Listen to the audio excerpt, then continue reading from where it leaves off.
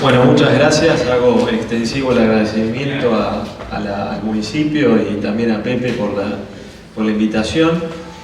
Bueno, tengo la gran responsabilidad de ser el telonero de Oscar y sus tropicales, así que voy a ser rápido como para ir a disfrutar un poco del show. Y también la jornada ha sido larga, así que bueno, vamos a comenzar un poco a hablar de este tema que es la fitoterapia y la salud mamaria, ¿sí? Entonces, primero para hablar de fitoterapia es importante definir, ¿sí?, qué es y después vamos a ver un poco para qué nos sirve, ¿sí? Obviamente la fitoterapia básicamente se define como el uso de distintos productos de origen vegetal, ¿sí? Y obviamente pueden ser terapéuticos, pueden prevenir o aliviar o curar algún problema, alguna enfermedad. Entonces eso básicamente es la fitoterapia.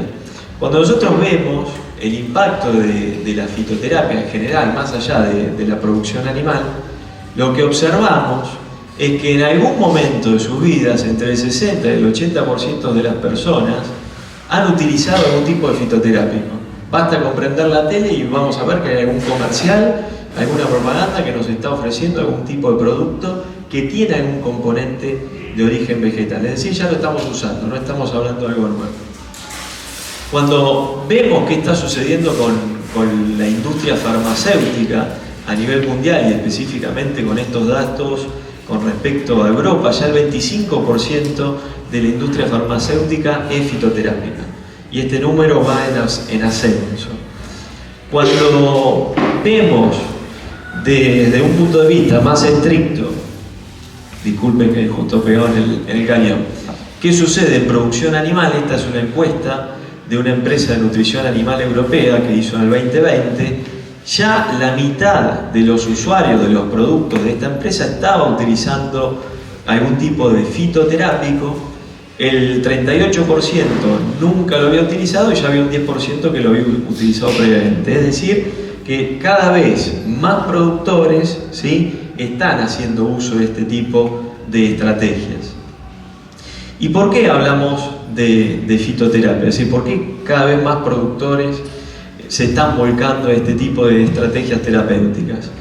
Y porque la realidad es que desde un punto de vista de la salud pública y también de lo que sería la opinión pública en general, ya hay diarios, hay noticias, hay instituciones que hablan que la próxima epidemia que va a matar más gente que el cáncer, ¿sí?, va a estar dado por la resistencia a los antibióticos. ¿Sí? Venimos de atravesar una pandemia que fue algo totalmente novedoso, esperemos que esto se retrase en el tiempo, ¿sí?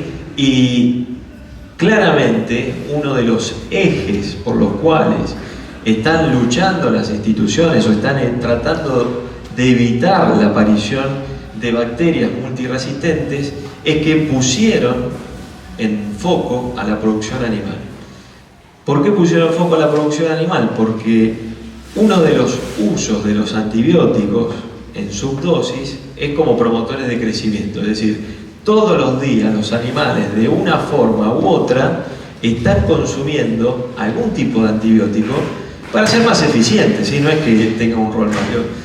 Y la realidad es que los antibióticos que solemos utilizar, ¿sí?, en estas situaciones, obviamente el más común, por no mencionar uno, es la monencina, si bien no se utiliza en el día a día para generar tratamientos en seres humanos, lo que genera es una resistencia cruzada. Y de allí el problema de la utilización todos los días de antibióticos en subdosis en la nutrición animal. ¿Cuál es el gran problema en la sustitución de estas moléculas, de estos principios activos? Es que hoy en día no hay estudios muy fuertes, muy detallados, y los resultados están siendo muy aleatorios. Entonces la restricción en la utilización de antimicrobianos desde un punto de vista nutricional está siendo retrasado porque todavía desde la ciencia no se pudo aportar una molécula que los pueda sustituir de forma eficiente. Si bien ya hay algunos taninos que se están utilizando y demás, todavía la restricción, salvo en algunos países nórdicos de Europa, no es total en todos los países. Pero además de una cuestión de salud pública, ¿sí? De la resistencia a los antimicrobianos y demás, hay una cuestión, y que un poco se adelantó Marcos en la charla anterior, es que los consumidores del mundo piden una reducción en el uso de antibióticos en la producción animal. Es decir, no quieren que se sobrecargue de antibióticos y de otros fármacos, ¿sí? A los animales de los cuales van a proveer esos productos, ¿sí? Y realmente coincido con Marcos que no es la totalidad de los consumidores, pero cada vez, y él lo mostró, ese porcentaje va en aumento. Y desde los sistemas productivos debemos dar respuesta a esa demanda. Entonces tenemos que pensar en nuevas estrategias como para dar algún tipo de solución a esos nichos de consumidores. Cuando empezamos a ver qué es lo que sucede con distintos estados e instituciones de los estados a nivel global, en el 99 no había ningún organismo que se encargue de regular la producción de fitoterápicos o la utilización de fitoterápicos. Y si vemos en el 2018 de cero, es decir, en casi 20 años, de cero pasamos a 125 instituciones que están detrás de la regulación del uso de todas estas moléculas en producción animal y demás. Y para hablar luego de algunos productos y de algunas soluciones que tenemos desde este punto de vista, tenemos que hablar de algunos conceptos relacionados a la fitoterapia. Uno de esos conceptos es el de planta medicinal, donde cualquier planta, ¿sí? En uno o más de sus órganos contiene algo que nos interese, ¿sí? Como molécula para tratar algún problema en los animales. Y luego tenemos la droga vegetal, que es parte de la planta medicinal, que estrictamente es utilizada en la terapéutica. Y luego vienen cómo se obtienen, ¿sí? Los principios desde los vegetales. Tenemos lo que se denomina productos extractivos, que obviamente tomo parte de la planta y genero algún tipo de extracto desde ese tejido en particular, y en ese tejido en particular o en ese extracto va a estar lo que me está sirviendo.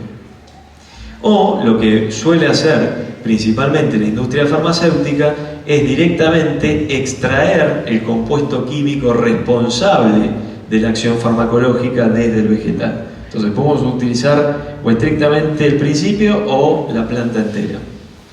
Entonces, ¿qué es lo que vemos principalmente cuando utilizamos la planta entera? Que tenemos fitocomplejos, es decir, va a estar el principio activo por un lado, va a haber sustancias coadyuvantes, después va a haber otros componentes que en algunos casos pueden ser tóxicos o alérgenos y otros que van a ser totalmente inertes. Ahora, cuando nosotros comenzamos a hablar de fitoterapia y qué beneficios trae aparejado, la realidad es que las ventajas son varias y también presentan algunas desventajas. Por un lado, los resultados empíricos son ampliamente probados porque en muchos casos, ¿sí? Estamos hablando de usos medicinales milenarios, ¿sí? Por parte de distintos pueblos nativos de algunas regiones de nuestro país o del continente, o si nos vamos a todo lo que tiene que ver con la medicina oriental, es prácticamente un desarrollo de cientos de años. Por otro lado, tiene acciones sinérgicas, antagónicas o aditivas que generan mejores efectos que directamente utilizar un principio activo. En algunos casos, como utilizamos la planta va a proveer nutrientes, y también al haber una gran cantidad de componentes dentro de los productos vegetales, los principios activos suelen ser más estables a lo largo del tiempo y también menos tóxicos. Ahora, ¿con qué nos enfrentamos a la hora de elegir un producto fitoterápico o qué peros puede llegar a haber a la hora de instaurar algún tipo de terapia fitoterapéutica? Por un lado, en algunos casos, la falta de evidencia científica. Es decir, si bien hay muchas pruebas desde el punto de vista empírico con respecto a ensayos y demás, el conocimiento científico, aplicando el método científico como tal, ¿sí? Es reducido. Y en parte todas las líneas de investigación hoy en día en fitoterapia y las asociaciones internacionales y demás están en pos de generar información, ¿sí? Validada científicamente para los distintos fitoterápicos que van apareciendo en el mercado. Por otro lado, la variabilidad en la composición de los principios activos, ¿sí? Es una gran desventaja, porque bueno, todos venimos de atravesar una sequía muy importante y sabemos que la sequía afecta lo que producen los vegetales, sea el grano, la flor, el tallo o las hojas. Y los principios los extraemos de esos componentes. Entonces, si hay variables ambientales que tienen un impacto sobre el desarrollo vegetal, bueno, claramente me va a afectar la composición del tejido vegetal. Por otro lado, y en base a la variabilidad en la composición de los principios activos, muchas veces repetir los efectos, lo mismo que la dificultad en la dosificación, hacen que también las asociaciones trabajen fuertemente en generar controles de calidad de esas materias primas para que las materias primas sean lo más homogéneas posibles. Y obviamente plantear, ¿sí?, soluciones tanto profilácticas como terapéuticas seguras, y que no se transforme solamente en una cuestión de fe o de cierta ética a la hora de utilizar estos productos. Algo que tenemos que tener en cuenta y que muchas veces cuando hablamos con productores o hablamos con distintos colegas es que la fitoterapia es algo distinto a la homeopatía, y muchas veces nos chocamos con esto cuando hablamos por ahí con algún tipo de productor orgánico que viene incorporando algún tipo de estrategia homeopática. Bueno, la homeopatía es mucho más amplia que la fitoterapia, es un tipo de terapéutica que tiene una filosofía atrás más allá de el curar una enfermedad, y que se centra en mantener a grandes rasgos el sistema inmunológico lo más fuerte posible del animal. Ahora, para lograr eso, ¿puedo utilizar fitoterápicos o no? Entonces, la homeopatía es algo totalmente distinto a la fitoterapia, ¿sí? Y eso hay que tenerlo claro.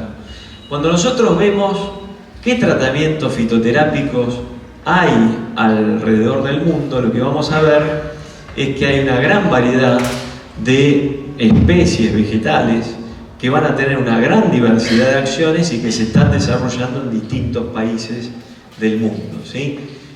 Hoy en día, desde el punto de vista de la salud humana, se está hablando mucho de la cúrcuma y demás, también en animales de compañía, por sus efectos antimicrobianos y también por cuestiones ligadas a su acción antioxidante y demás. La realidad es que hay una gran variedad, ¿sí?, de productos con una gran variedad de acciones.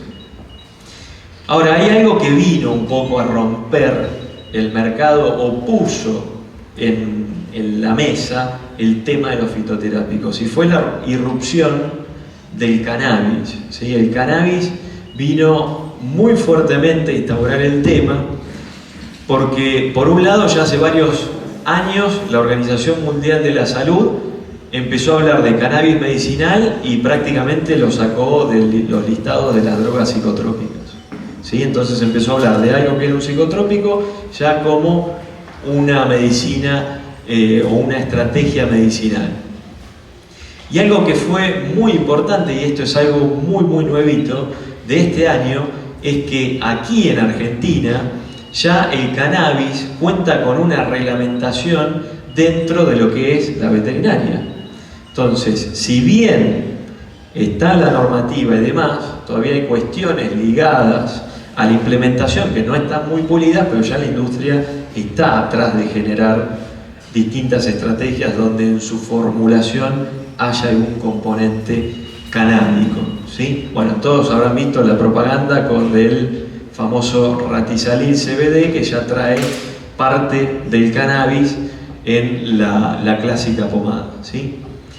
Entonces, ¿qué relación? Pues bueno, estamos hablando de fitoterápicos, pero hasta el momento no hablamos de mastitis, es decir, ¿cómo vamos a comenzar a hablar de un poco de fitoterápicos y mastitis? Cuando nosotros vemos a nivel mundial, dentro de lo que es producción animal, la gran mayoría de los esfuerzos fitoterápicos en pos de sustituir los antimicrobianos en las dietas de los animales están siendo atraídos por la parte nutricional, es decir, la gran mayoría de las líneas de investigación en el mundo con respecto a fitoterápicos están muy pegadas a nutrición animal. Pero ya hace unos 5 años el 10% de todo lo que tenía que ver con fitoterapia, ¿sí?, y rumiantes ya estaban empezando a estudiar o estaban desarrollando estrategias para la mastitis, ¿sí? Y cuando nosotros hablamos de mastitis, lo que vamos a ver es que nos topamos con dos grandes grupos, por así decirlo, de presentaciones. La mastitis que ven en la fosa, ¿sí?, en el despunte, la inflamación y demás, y después está esta gran población de animales que no vemos. Y acá es donde se nos están yendo la mayor cantidad de pérdidas en los establecimientos, porque por cada vaca que vemos que está con problemas, aproximadamente hay 10 animales que no vemos y están teniendo pérdidas subclínicas. Cuando nosotros sumamos las pérdidas por las vacas subclínicas, que obviamente refieren principalmente a cuestiones de calidad de leche y cantidad de leche, es ahí donde se magnifica esta pérdida, ¿sí? Entonces, cuando nosotros vemos qué sucede en una glándula afectada, bueno, generalmente hay una colonización desde el pezón de la glándula mamaria, empieza a colonizar los distintos alvéolos mamarios, que son los lugares donde se produce la leche, y ahí empieza una lucha encarnizada entre la bacteria y el sistema inmunológico del animal. Si la colonización es muy importante, ¿sí?, el proceso infeccioso se desarrolla y vence la respuesta inmunológica, ya de la glándula se hace una respuesta mucho más importante y masiva, y desde el punto de vista de la glándula, si el daño es muy importante, nosotros cuando nos lastimamos, generalmente donde nos lastimamos después tenemos una herida, y esa herida, si ustedes se fijan a nivel de la piel, tiene otro color, es más tensa y demás. ¿Por qué? Porque no tiene la misma funcionalidad que la piel. Bueno, acá pasa lo mismo. Si hay un gran daño y un daño masivo, ¿sí?, lo que se va a generar en esa glándula mamaria de forma interna es una herida. Y donde hay una herida hay pérdida de función. Y en la glándula mamaria la pérdida de función se traduce en menor producción de leche. Si eso es muy grave, el cuarto se pierde, ¿sí? Se genera esa fibrosis y ¡pim!, desaparece el cuarto. Entonces, esto, ¿qué sucede? Hay menor producción y menor calidad. Y otra cuestión muy importante que va de la mano de lo que mencionamos con respecto a la salud mamaria y demás, y todo lo que tiene que ver con la salud pública, fíjense que si no estamos luchando con respecto a estrategias de disminución del uso de antibióticos en los tambos, el 50% de los casos de mastitis que podemos llegar a tener en los establecimientos no necesitan un antibiótico. Es decir, que estamos tratando más animales de los que realmente necesitan un antibiótico, ¿sí? Entonces esto se traduce básicamente en que tenemos que hacer algo para no generar tratamientos o no tratar animales, ¿sí?, que realmente no necesitan, por un lado, el tratamiento, y por otro lado, lo que va a estar generando son mayores desperdicios de leche, porque todos saben que el animal que trata con un antibiótico tiene un periodo de retirada, y ese periodo de retirada es leche que de una forma u otra no se puede comercializar, ¿sí?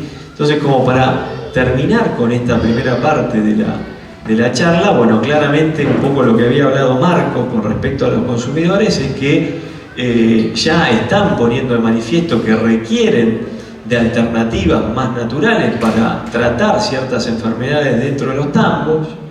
La fitoterapia se va a posicionar, o se posiciona ya hoy en día, como una alternativa más que importante, interesante para tratar de dar soluciones a la demanda de los consumidores. Y bueno, claramente tenemos que tener en nuestro país algún tipo de solución. ¿Qué es lo que viene a continuación? ¿Sí? Es decir, ¿hay algún tipo de alternativa en nuestro país para abordar la mastitis bovina con algún tipo de fitoterápico? Entonces acá lo que vamos a hablar brevemente sobre este producto que es el UberChoice, que es el único fitoterápico que hoy en día tenemos en la Argentina para utilizar con respecto a la salud mamaria.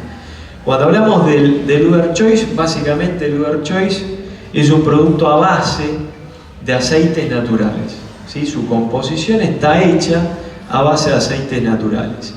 Esos aceites son de la menta, del ají, de la canela, del árbol del té y de la gaulteria, ¿sí? De la combinación de todos estos principios, ¿sí?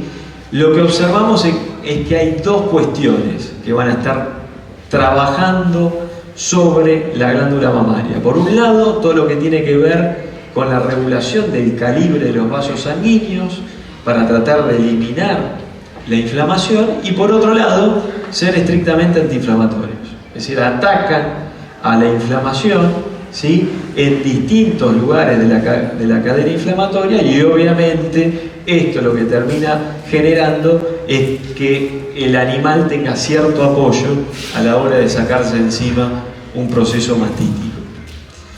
¿Qué usos puede tener el Luer Choice? Bueno, por un lado tiene que ver con todo lo que se relaciona con la respuesta inflamatoria. Es decir, por un lado va a disminuir el recuento de células somáticas, ¿sí? Ya que las propias células somáticas, ¿sí? Forman parte de la propia respuesta inflamatoria del animal, ¿sí? Pues son células del sistema inmunológico. Entonces, si yo ataco directamente la inflamación, la reducción de células somáticas va a poder ser posible.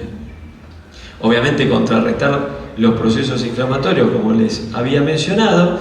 Y otra de las cuestiones importantes con respecto a la regulación de la actividad de los vasos sanguíneos es en referencia a los edemas posparto, ¿sí? Sobre todo en maquillonas, cuando hay problemas de edema, puede utilizar el Luer Choice para disminuir, ¿sí? Ese edema de forma rápida y con una estrategia, ¿sí? Innovadora. Otro de los usos que está teniendo este producto es como coadyuvante en los tratamientos de las mastitis clínicas. Es decir, si tratamos a los animales con un antibiótico, yo puedo apoyar, ¿sí? La utilización de ese tratamiento antimicrobiano con este producto, ¿sí?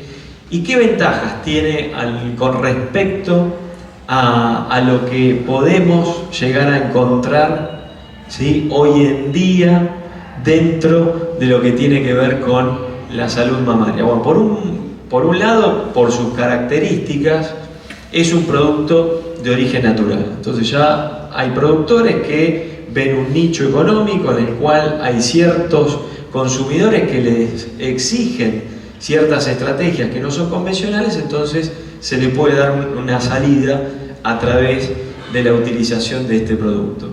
Por otro lado, al ser un producto de origen natural, no tiene periodo de retiro en leche, son aceites esenciales vegetales. No estoy utilizando una molécula alopática, es decir, un producto farmacológico como tal.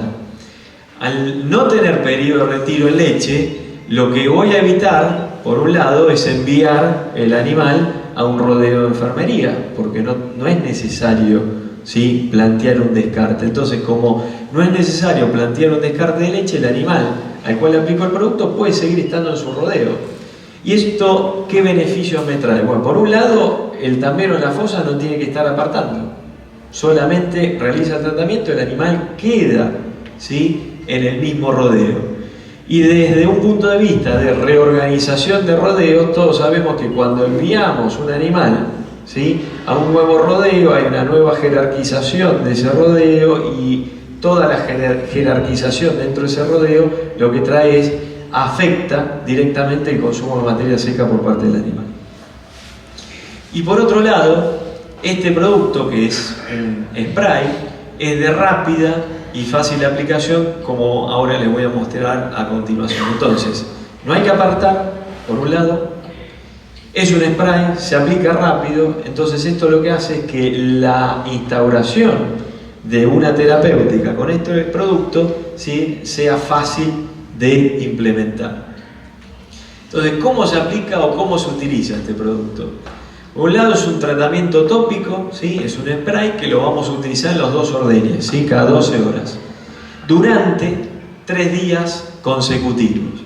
Sí, en el caso de que por ahí se dificulte utilizar el spray, pues muchas veces la espina de pescado, si tenemos que tratar algún cuarto delantero y demás, nos podemos aplicar el producto directamente en la mano, masajeamos el cuarto afectado y listo, ¿sí? Lo podemos utilizar sin problema. Es más, este producto nació originalmente como una crema y después fue mejorando, ¿sí?, hacia un spray para facilitar su aplicación. Bien, y acá les voy a mostrar un videito de cómo se aplica el producto, ¿sí? En este caso fue para la disminución de recuento de células somáticas. Hicimos un paleteo para identificar el cuarto, básicamente. Pueden hacer el paleteo, pueden identificar el animal con algún tipo de recuento de células somáticas individuales. La forma es varias veces un conductímetro, también pueden hacer conductimetría. La cuestión es saber qué cuarto tratar. Obviamente, si hablamos de edema, lo colocamos sobre todo los 4 cuartos. El producto, mientras no haya barro en materia fecal, no haya bosta, se puede aplicar directamente. La cuestión es que no haya algo que interfiera. Y ahí separamos el cuarto de la pata de la pierna, 3 gatillazos más o menos, y ya estamos finalizando con el tratamiento, ¿sí? La vaca va a masajear el cuarto, ¿sí?, el cual tratamos, y lo va a dispersar bien. Y además, si ustedes ven, es de un azul bastante intenso, el animal queda marcado, es decir, cuando vuelve al tambo, vemos que el animal tratado sigue con la marcación. No recomendamos extender sobre todo la utilización del producto cada 24 horas, principalmente en parte por la farmacocinética de los aceites esenciales, pero por otro lado pues se puede llegar a perder la marcación, ¿sí? Entonces, cuando nosotros tratamos el animal, va a quedar de esta forma, ¿sí?, con la coloración azul, y 12 horas después, cuando ingresa a la fosa, llega con este tono verde azulado, ¿sí?, y tiene la cola marcada, las patas marcadas. Es fácil de identificar el animal. Este producto es un producto originario de Estados Unidos, ¿sí?, que lo incorporó el laboratorio Chinfield dentro de su portfolio de productos, lo trajo a la Argentina, y si bien venía con ensayos realizados, con pruebas a campo en Estados Unidos, aquí en Argentina también realizamos pruebas para ver cómo era el funcionamiento de nuestros rodeos, básicamente porque hay diferencia en los sistemas productivos. En total, entre las pruebas desarrolladas en Estados Unidos y en Argentina se sumaron 19 tambos. Los trabajos fueron realizados sobre vacas, ¿sí?, generalmente animales multíparos, con recuento de células somáticas mayores a las 500.000 células, ¿sí? Recuerden que el límite son 200.000, bueno, nosotros fuimos a 500.000 células. En Estados Unidos, los colegas que hicieron las pruebas trabajaron de forma más cercana a este número de 500.000. Aquí en Argentina trabajamos con vacas millonarias, es decir, más cerca al millón de células somáticas. Y en total, los animales tratados, o en general en las pruebas, superan los 400 animales, y realizamos la aplicación del producto tal cual la indicación, es decir, cada 12 horas durante 3 días. Y realizamos una evaluación al día 45, es decir, evaluamos los animales hasta el día 45. Entonces, lo que hicimos básicamente, por cuestiones ligadas a la importancia y a las pérdidas que se generan en los tambos, trabajamos sobre la población de subclínicas, sobre lo que no vemos, para lo cual tenemos que hacer uso de una estrategia diagnóstica alternativa, porque yo no veo el animal que está afectado. Entonces ahí hago uso del paleteo o los recuentos de células somáticas individuales. La realidad es que al día 45 la reducción de las células somáticas con respecto al día 0 fue del 73%. Es decir, partíamos de vacas que tenían 1 millón de células o más y terminábamos en 300.000, 200.000 células al día 45, ¿sí? La realidad es que cuando nosotros fuimos evaluando entre el día 0 y el día 45, se va observando que la mejora, ¿sí?, de los animales es paulatina y de forma concreta y directa, ¿sí?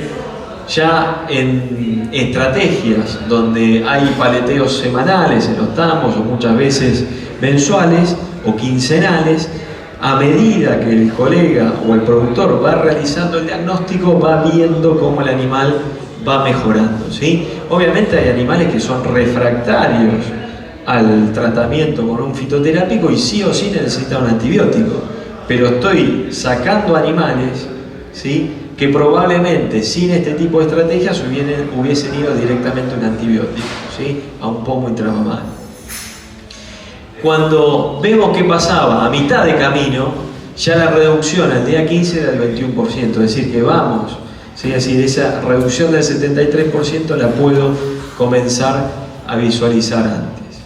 Y si mido indicadores de inflamación, como puede ser la metaloproteasa 9, ¿sí?, que es una enzima que libera las propias células del animal cuando hay inflamación. Es decir, cuando hay inflamación hay mucha expresión de esta molécula. Y esta molécula lo que tiene es que es una molécula que degrada la matriz de la glándula mamaria. Y si la degrada, se genera una herida, y si se genera una herida, disminuye la producción, ¿sí? Entonces lo que vimos es que luego del tratamiento al día 16, la disminución de esta enzima con respecto al grupo control fue un 62%, es decir, que los indicadores de inflamación fueron disminuyendo. Y si lo vemos en litros de leche, que por ahí es lo más palpable, lo que más podemos ver más allá de lo que respecta a las células somáticas, estos valores son solamente los tambos evaluados en Argentina.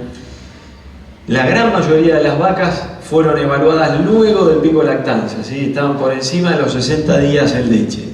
Entonces lo que observamos es que entre el día 0 y el día 45, las vacas que no fueron tratadas tuvieron una disminución de 2,7 litros de leche, mientras que los animales tratados solamente disminuyeron a 800 mililitros la producción. Esto quiere decir que al recomponer, es decir, al disminuir el recuento de células somáticas, todos sabemos que a mayores recuentos de células somáticas la producción es menor.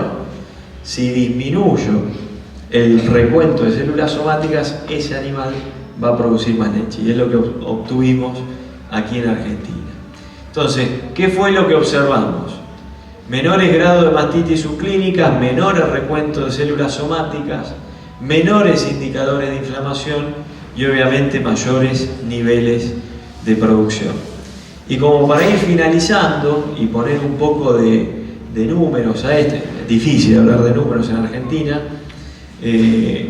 lo pusimos en litros de leche. Entonces, cuando nosotros pensamos en una estrategia de inversión a la hora de, esto está hecho para vacas subclínicas, el costeo, la inversión con respecto a la aplicación del Luder Choice es de 23 litros de leche. Y si queremos implementar una terapéutica de una vaca subclínica con un pomo intramamario, el costo es de 194 litros. ¿Por qué? Porque en los costos de los tratamientos, más allá de cuánto me vale el pomo en sí, intramamario, tengo que pensar en toda la leche que no voy a comercializar. Eso forma parte del costeo de la implementación de un pomo intramamario. Entonces, cuando vemos el beneficio en litros de leche, con el Luder es de 82 litros y con el pomo intramamario es de tan solo 20 litros, se generando una diferencia de 62 litros.